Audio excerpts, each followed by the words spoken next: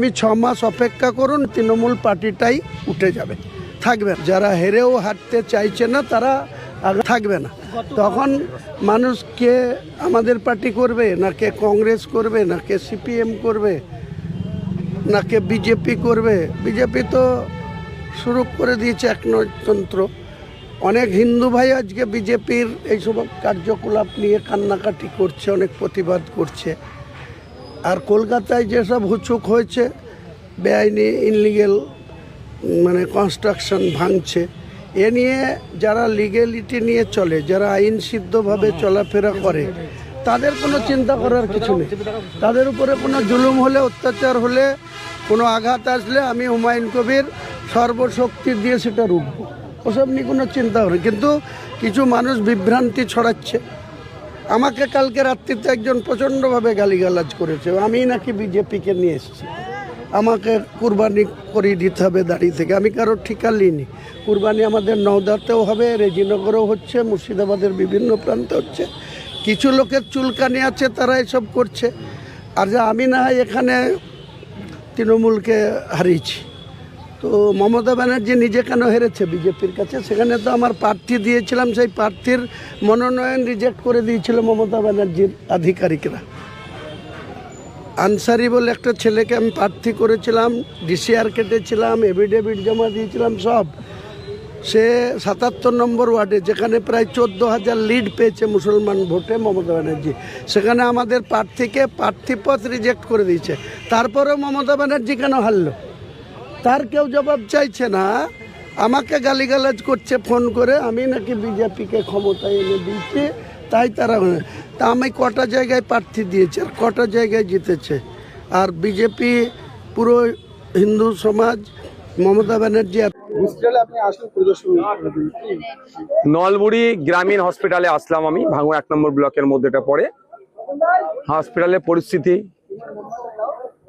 কোন জায়গায় দাঁড়িয়ে আছে, স্টাফ কি আছে, কত পাচ্ছে, কি সুযোগ সুবিধা আছে, কোন জায়গায় গ্যাপ আছে, সেই বিষয়ে সব আমাদের আলোচনা হলো। বিডিও সাহেব ছিলেন, ব্লকের যিনি হেলথ অফিসার ছিলেন, আরো তার অ্যাসোসিয়েট যারা ছিলেন, তারা আলোচনা হয়েছে। পানীয় জলের যে দুরবস্থা, এখানে এমপি কোটা একটা হয়েছিল, সেটা অকেজো হয়ে পড়ে আছে। এই সমস্ত বিষয়গুলো, টিনেজ প্রেগনেন্সি নিয়ে যে সমস্যা, সে বিষয়টা নিয়ে কিভাবে এটাকে বন্ধ করা যায়।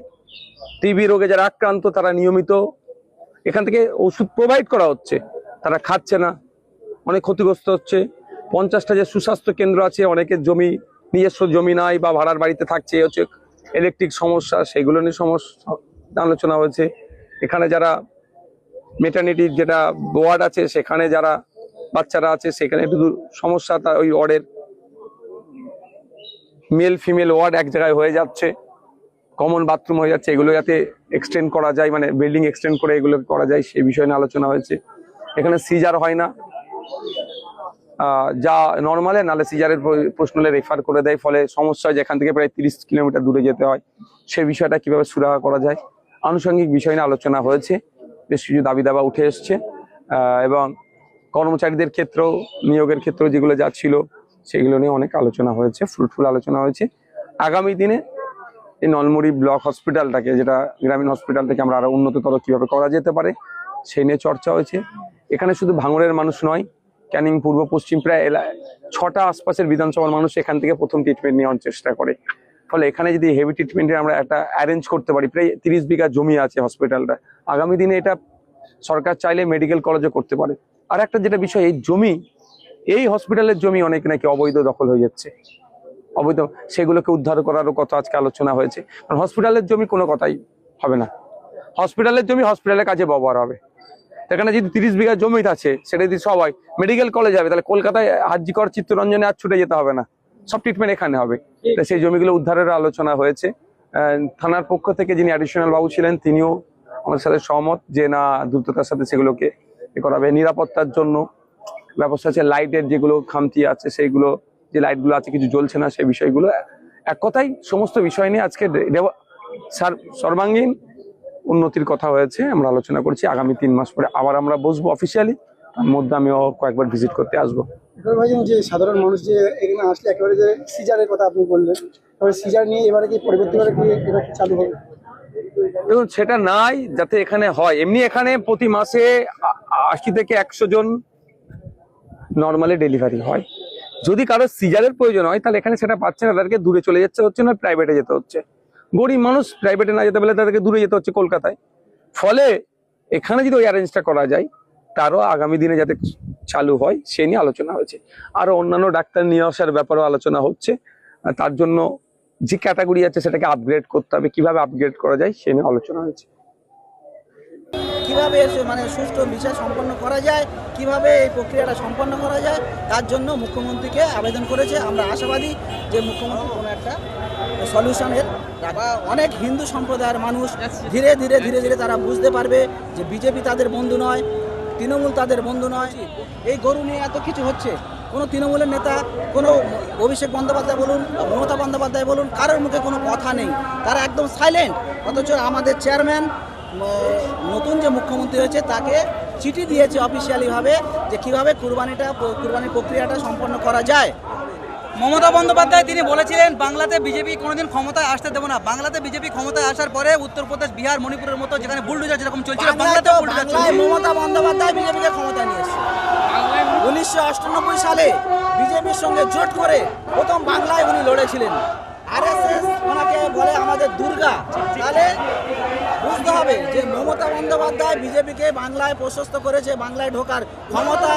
তৃণমূল যখন সিপিএম যখন ক্ষমতাচ্যুত হয় তখন তৃণমূল ক্ষমতা এসেছিল, আর বিজেপি তৃণমূল ক্ষমতা থেকে চলে গেছে আরএসএস এর হাতে তুলে দিয়ে, বাংলাকে আরএসএস এর হাতে তুলে দিয়ে, বিজেপির হাতে তুলে দিয়ে মমতা বন্দ্যোপাধ্যায় ক্ষমতা থেকে সরে গেছে। ওটা বিজেপি আরএসএস এর সঙ্গে মমতা বন্দ্যোপাধ্যায়ের সেটিং একটা, ঠিক আছে, got off setting. Mamata Bandyopadhyay RSS এর মানে নির্দেশে এই বিজেপির হাতে ক্ষমতা হস্তান্তর করে। তৃণমূলের এই যে এমএলএ যারা জিতে রয়েছে, আপনি বললেন তারা গর্তে ঢুকে রয়েছে, তারা কি গ্রেফতারের ভয়ে? তাই এত দুর্নীতি করেছে, এত মানুষের উপর জুলুম অত্যাচার করেছে, এত নির্যাতন করেছে, এত কাটমানি খেয়েছে, এত চুরি করেছে, এত তোলাবাজি করেছে, তারা সাধারণ মানুষের সামনে বেরোবে কি করে? সাধারণ মানুষ বেরোলেই তাদের তো ঘেরাও করছে যে আমাদের কাছে যে তোলাবাজি করেছো, কাটমানি খেয়েছো, আমাদের জুলুম অত্যাচার করেছো, তার বিচার আমরা করব। সেই ভয়তে তারা বেরোনোর সাহস পাচ্ছে না। আর আগামী দিনে এই সরকারের কাছে আবেদন করছি, যারা মানুষের উপর জুলুম অত্যাচার নির্যাতন করেছিল গত 15 বছর, তাদেরকে অবিলম্বে দৃষ্টান্তমূলক যেন শাস্তি দেয়। যে আমাদের এই যে লড়াই আন্দোলন, এই আন্দোলনটা শুধু আজকের নয়, ভোটের পরে নয়, ভোটের প্রথম থেকে আমরা এসআইআর নিয়ে কলকাতায় বড় বড় আন্দোলন করেছিলাম, মানুষকে রাস্তায় নামেছিলাম। আমাদের দাবি ছিল আগে মানুষের ভোটাধিকারটা নিশ্চিত করতে হবে, তারপরে ভোট করতে হবে। তখন কেউ কর্ণপাত করেনি। আজকে যখন 27 লক্ষ মানুষ বাদ গেছে, তাদের পাশে আমরা আছি। যতক্ষণ না পর্যন্ত তাদের নাম ভোটার লিস্টে তোলা হবে ততদিন পর্যন্ত আমাদের এই আন্দোলন চলতে থাকবে। এই মুহূর্তে যে পরিস্থিতি এখন বাংলার, 27 লক্ষ মানুষের ভোটার অধিকার উধাও। তৃণমূল কংগ্রেসের একাধিক বিধায়ক যারা রয়েছে তারা এখনো পর্যন্ত কোনো আন্দোলন করে তারা নামেনি। এই সর্বপ্রথম দেখতে পাচ্ছি শুরু থেকে এখনো পর্যন্ত নওশাদ সিদ্দিকী তিনি আন্দোলন করে আসছেন। আর এই মুহূর্তে আজকের নওশাদ সিদ্দিকী ডেকে হাজার হাজার মানুষ, কী বলবেন? আমাদের চেয়ারম্যান নওশাদ সিদ্দিকী মহাশয় প্রথমেই বলেছিলেন যে আগে মানুষের ভোটাধিকার, তারপরে ভোট। তো এই দাবি আমাদের ছিল, সেই দাবিতে তখন তৃণমূল কর্ণপাত করেনি। আজকে মুসলমানরা বেশিরভাগ বাদ গেছে, তো মুসলমান, সেই মুসলমানদের ভোটে কিন্তু তৃণমূল 80টা সিট জিতেছে, ম্যাক্সিমাম মুসলমানদের ভোটে। কিন্তু আমরা দেখতে পাচ্ছি কি সেই তারা একদম মানে গর্তে ঢুকে গেছে, একদম গর্তে ঢুকে গেছে। এসআইআর নিয়ে আমরাই প্রথম আন্দোলন করেছিলাম, আমাদের চেয়ারম্যান প্রথম আন্দোলন করেছিল, আর আমরা সেই ভোটের পরে তা আমরাই আবার প্রথম রাস্তায় নেমেছি। বাংলার মানুষ দেখুক, বাংলার মুসলমান সমাজ, সংখ্যালঘু সম্প্রদায় দেখুক যে কাদের সাথে থাকা উচিত আর কাদেরকে বর্জন করা উচিত। হিন্দু সম্প্রদায় কিছু মানুষ তারা তো মন্তব্য করছে আমরা বিজেপি ভোট দিয়ে ক্ষমতায় আনলাম আর আমাদেরই সরকার করলো, আর উল্টে আমাদেরই ক্ষতি। বিজেপি না মুসলমানের শত্রু না হিন্দুর শত্রু, বিজেপি সারা মানবতার শত্রু, তারা ভারতবাসীর শত্রু। তৃণমূল দল অর্থাৎ বিজেপি দল একাধিক অন্তর্মতার নেতৃত্বের দাবি যে আইএসএফ যে দলটা শুধুমাত্র মুসলিমদের দল, কিন্তু এই মুহূর্তে আমরা দেখতে পাচ্ছি যে একাধিক সমস্ত সম্প্রদায় মানুষের জন্য আন্দোলনের সেই পথে নামছে।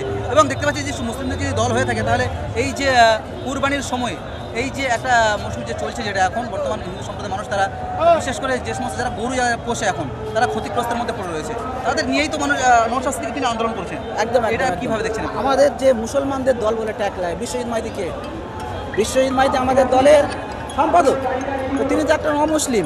হ্যাঁ, আমাদের দলে যে প্রার্থী আছেন যারা বিভিন্ন জায়গায় দেখেছেন সব অমুসলিম।